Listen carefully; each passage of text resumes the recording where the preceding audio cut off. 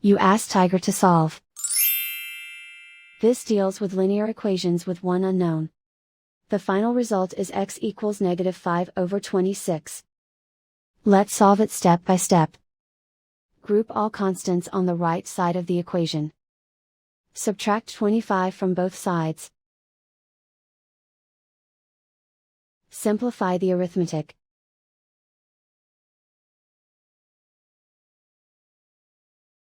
Isolate the x.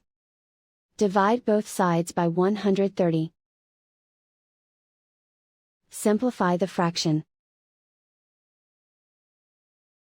Find the greatest common factor of the numerator and denominator.